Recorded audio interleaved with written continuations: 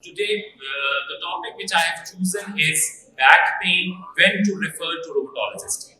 हम बात कर रहे हैं इंटीग्रेशन ऑफ द सिस्टम कि हम प्राइमरी हेल्थ केयर को टर्शरी के साथ कैसे करें.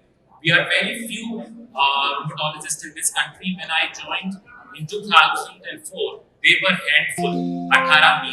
Professor Nikatni, my mentor, Professor Sumaira Furman, I was one of the first trainees of her, and I'm really privileged to be here this morning. And as far as the financial disclosures, they are none concerned to this talk. I would be first talking about how to differentiate a mechanical back pain from inflammatory. जो mechanical problems or inflammatory का फर्क. And the secondly, I would be talking about some local data. We keep on talking about the data from the West, but I was presenting my own community data. Then I will be talking about the spectrum of diseases, which is called axial spondyloarthritis. इनको पहले we used to call ankylosing spondylitis. Axial SPA is the new name for these diseases. And then, hopefully, by the end, my main objective would be delivered. I hope so. The first patient is a 50-year female, which you all have seen in your primary care. She has a back pain which is radiating all the way to her toes, associated with numbness. She doesn't have any bladder bowel dysfunction. This is there for a couple of months now, 2 months, not able to do her daily work, gets worse with activity, and on rest she gets better. So when you examine this lady, she has a positive straight leg raise. So this is a classical patient which is having a sciatica kind of a thing. His X-ray has just a minimal degree space at L5S1, but MRI is showing a huge disc bulge. So this patient is having no red flags as of now. This is a mechanical problem. Can be because of these all causes, but generally a degenerative disease, a herniated disc. Whenever you see such patient, always go for these checklists. तो कोई weakness तो नहीं हो रही in the legs both, कोई patient जो है उसको फीवर तो नहीं है, वेट लॉस तो नहीं है, बहुत एल्डरली तो नहीं, ट्रॉमा की हिस्ट्री तो नहीं, because then you might be thinking about the mechanical character back pain, which is better on rest but worse on walking, but can be an osteoporotic fracture in a 70-year-old lady. So these red flags have to be on your fingertips as a primary care, because they would be seeking first opinion from you. So in case you have such red flags, you would not refer this patient to me. This patient has to go to an orthopedic, a spinal surgeon, and if you are really thinking of weight loss, night sweats, this can be tuberculosis, a caries spine, maybe a medical specialist, an infectious disease specialist. और कभी कभार nocturnal pain, रात को दर्द ठीक नहीं होता, कोई दर्द की दवा काम नहीं कर रही, बेतहा दवाइयां आप लगा चुके, ट्रेमाडोल, टोराडोल, फिर भी फर्क नहीं पड़ता, और कोई 60 and above essay. So think about malignancy in that patient.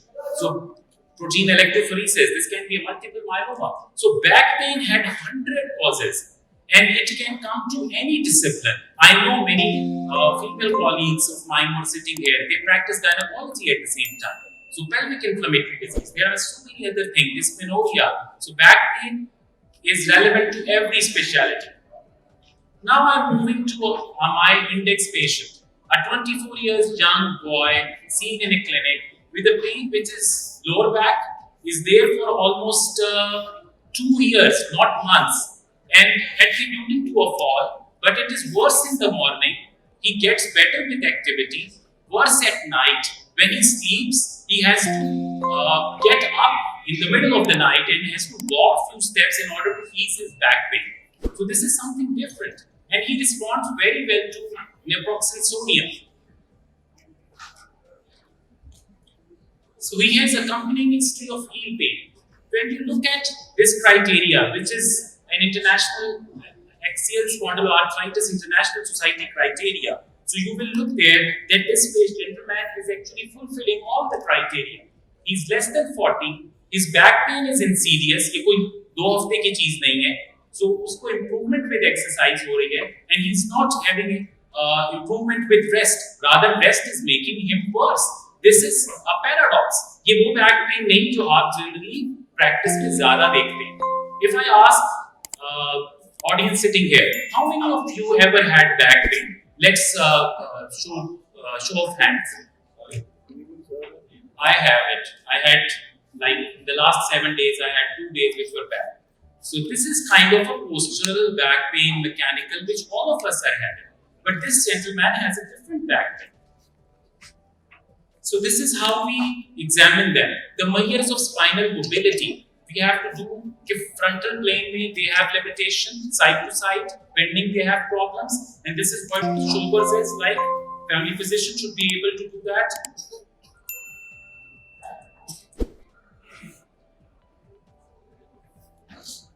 What happened? Right. So when you have something like this, so my next actually patient is going to be, so he's the one who, when X-ray was done, he didn't have any evidence of inflammation in any of his joints, which is like the X-ray pelvis. The first investigation but to order would in this gentleman would be X-ray of the AP pelvis, not lumbosacral spine.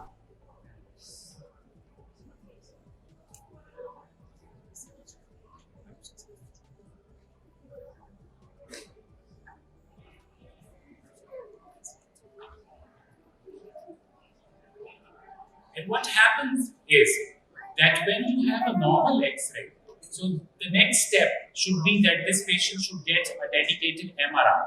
MRI of lumbosacral spine is not going to be giving you any finding. वो जब आप कराएंगे तो वो कराएंगे उस सूरत में जब आपने सोचा है कि पेशेंट को डिस्क बल्ज है.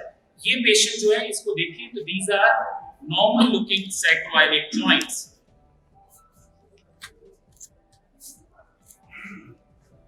And this is what exactly a positive HLA-B27 came back and his CRP was high.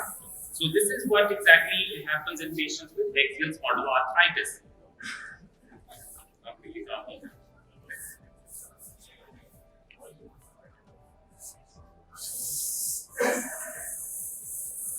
And then my second patient is the one who is again a young boy who was brought to clinic in a wheelchair. He was so bad that by the time he came, he's 28 years old. He had both his hip joints ankylosed.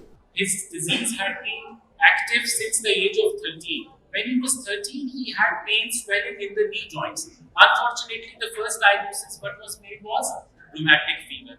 He ended up getting benzyl benzibiotic injections every month for next foreseeable 2-3 years.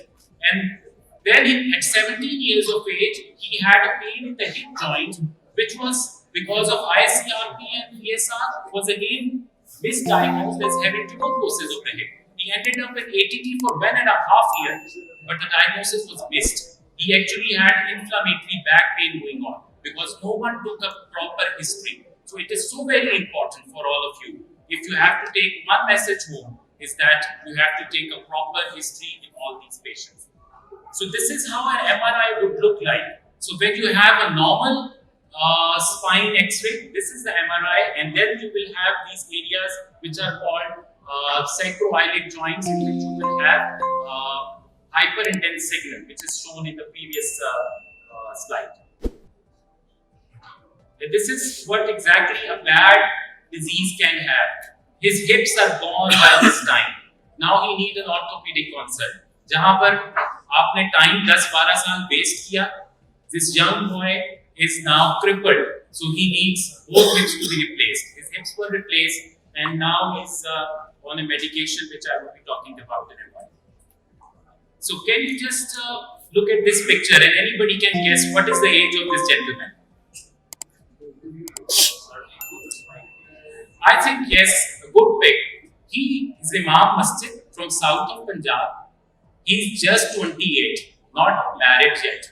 Has a disease again when he was a child, and child onset back pain, hip pain, and ending up like this. And this is what his spine is looking like, a bamboo spine, which we now hate to see in our practice. And this can all be preventable if treated early. So this is how exactly initial first time patient was the one who had a normal X-ray, just an MRI which was abnormal, hyperintense signals, called a non-radiographic axial spondyloarthritis. The second one had radiographic changes and had very bad disease with bamboo spine. This happens over a period of 8 to 10 years. बहुत time होता है पर सही वक्त पे फिर भी मरीज नहीं आता. There is generally a lag of 8 to 10 years still in our practice. When we see these patients, it is being like very late. I will be talking about now a study which we did just a couple of years back with a grant from WHO.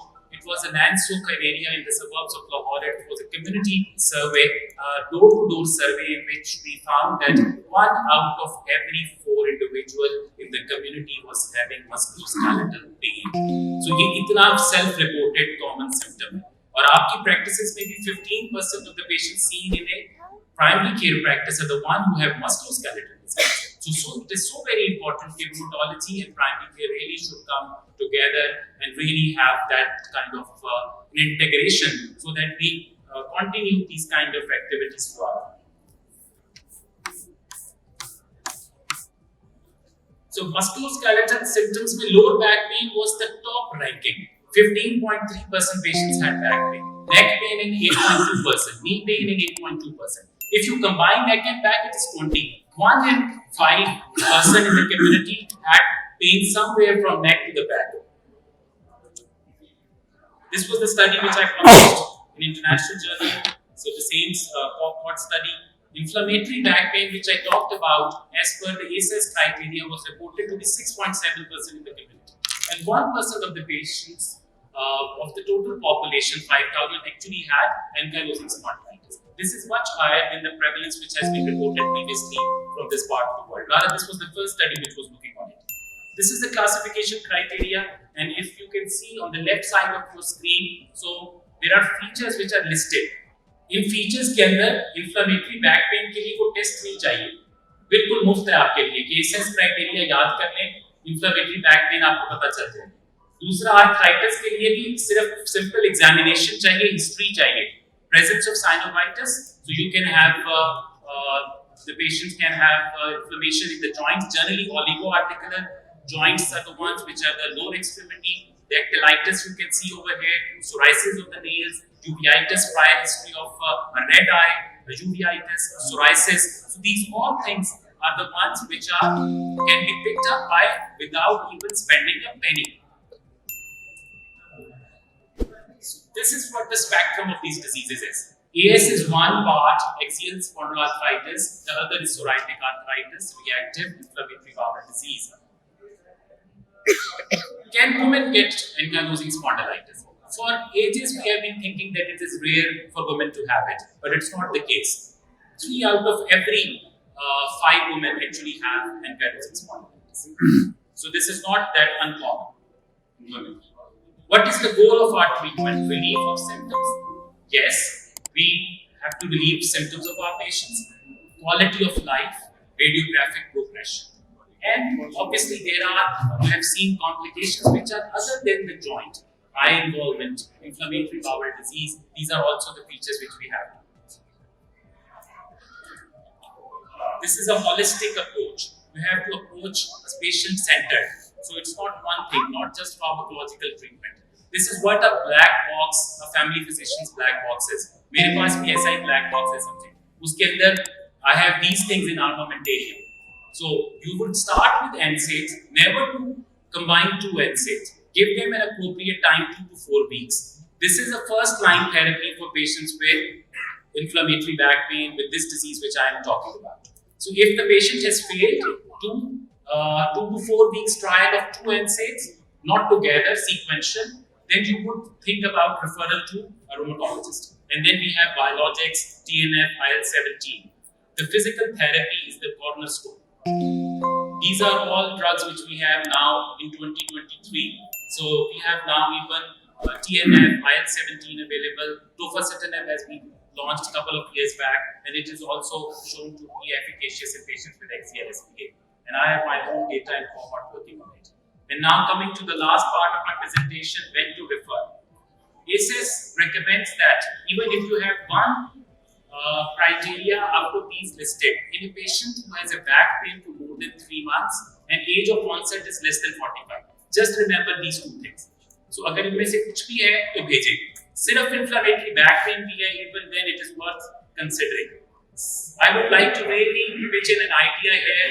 Those who are interested in research integrated into clinical practice. So we can have a group of 10 identified primary care physicians who can work in the same way this Middle Eastern study has done. So they refer patients to rheumatologists and with the suspected IBP, and about half of the patients who had been referred actually turned out to have this disease. So this is what exactly the multidisciplinary guidelines. I am part of that, and I hope that the primary care is going to be part of that.